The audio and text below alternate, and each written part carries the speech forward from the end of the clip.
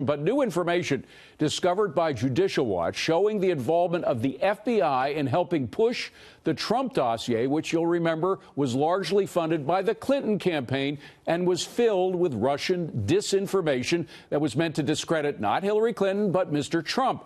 So is Mr. Mueller investigating that side of the Russian collusion story? Here now is Tom Fitton, Judicial Watch President. Tom, great to see you. Let's first talk about what you got. It was heavily redacted, but does it show definitively that the FBI was actually paying one of the authors of the Trump dossier?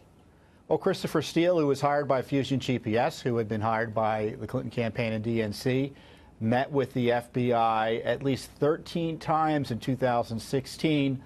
11 of those times resulted in payments to Mr. Steele. So in the middle of the Clinton-Trump campaign, the Clinton agent for Fusion GPS, Christopher Steele, who was talking to Russia intelligence about Trump supposedly, was meeting repeatedly with the FBI. Well, now, Tom, they don't give us details about those meetings, though. This is what Bob Mueller was set up to do, was to investigate real Russian collusion. This seems to be far more credible as evidence of Russian collusion than anything that the Trump campaign did. Well, you know, and as disturbingly, in November, they deemed him not useful as a confidential human source anymore.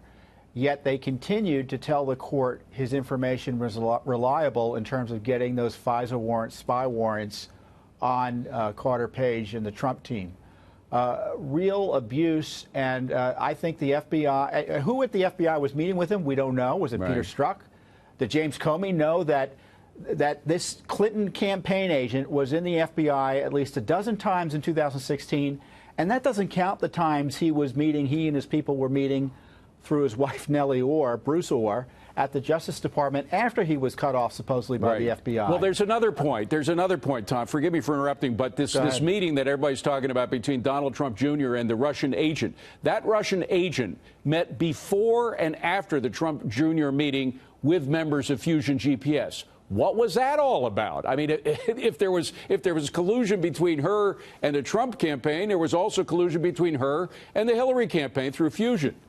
Fusion GPS was working for Russian fronts to discredit a critic of the Putin regime, and the lawyer involved in that effort was the lawyer behind the meeting at Trump Tower.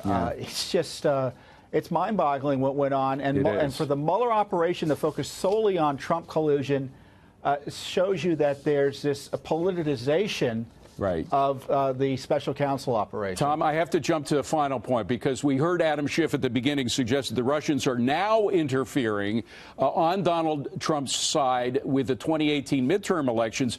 But if anything, it's exactly the opposite again. We got that Facebook story last week. They took down some of the sites that clearly had some apparently Russian influence in them, and they were anti-Trump. There was one showing Donald Trump screaming in front of a Nazi flag. That's one of the ones that was taken down. There are others that send protesters to anti-ICE rallies.